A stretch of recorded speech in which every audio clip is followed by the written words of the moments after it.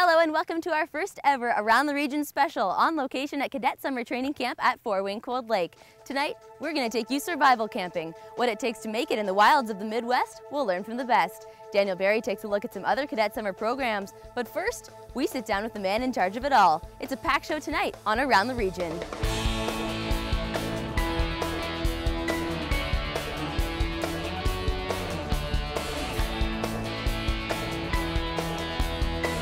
I'm sitting here with Commanding Officer Lieutenant Colonel Ferguson Mobbs to talk about some of the cadet programs. Thanks so much for joining me. My pleasure indeed. Excellent. Why don't we talk about a little bit about the cadets sort of in general. So what's some of the values you try to teach here? The values that we really try to teach the cadets is honesty, integrity, and understanding the truth and the various different morals that we want them to portray as good Canadian citizens. And now a lot of people think of cadets sort of as an Army training program. What do you say to that? No, it's definitely not an Army training program in any way, shape, or form. What it is it is a program that has a lot of military aspects to it.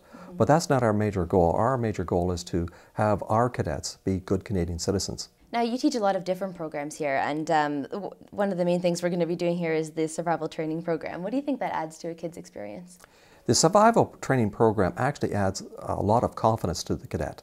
And I think that anybody that's involved in the woods, either hiking or as hunters, should take a survival program, for sure. But what it instills in them is the ability to learn how to survive in the wilderness, but by obtaining those skills, they're adding confidence to themselves as individuals.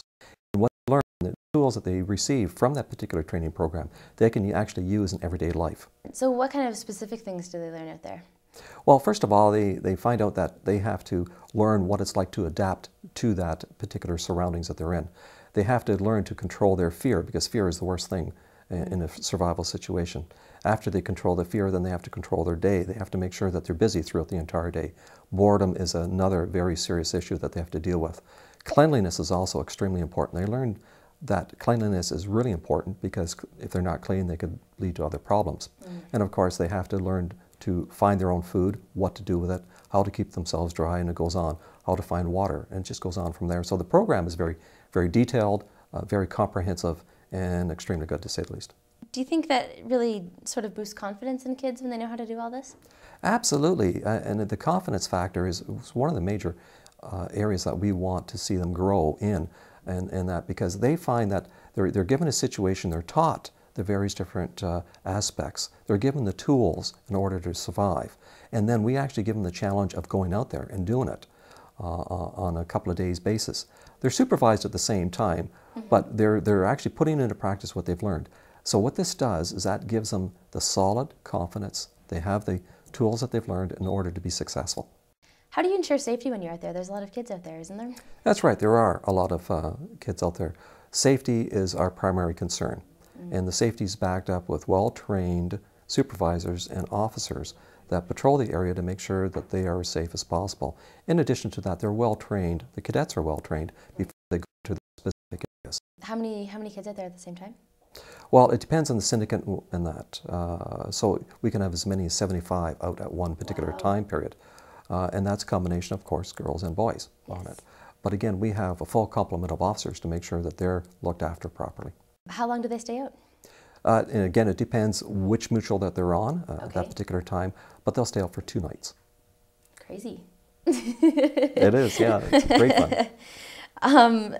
Tell me a little bit about the other programs. I mean, you have a music program here and you have a sport training program. What sort of values are you trying to instill there? Again, the programs, of course, we use music as the medium for that. In the fitness and sports program, of course, we use fitness and sports as the medium in order to teach the cadet values, again, of honesty, a good day's work, to do the things as best as possible that you can do as an individual, and they get supported by their staff, by the officers in order to do that. So again, it's the idea of doing the best that you can in order to become the best person you can. That's really the bottom line to everything, regardless if it's music or if it's fitness and sports or whatever. Excellent. We're just going to take a quick break here. We're just in the middle of a conversation with Commanding Officer Lieutenant Colonel Ferguson Mobbs.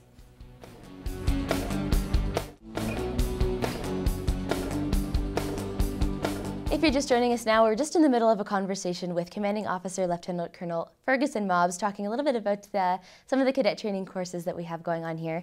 Where we left off here, we were just talking a little bit about some of the other programs. So let's talk about the music program. What kind of confidence is instilled in a child when they're introduced to music sort of early on? This particular course, what we do is that it's more than just being introduced to music. What it is that the cadets that come here already have some experience in music.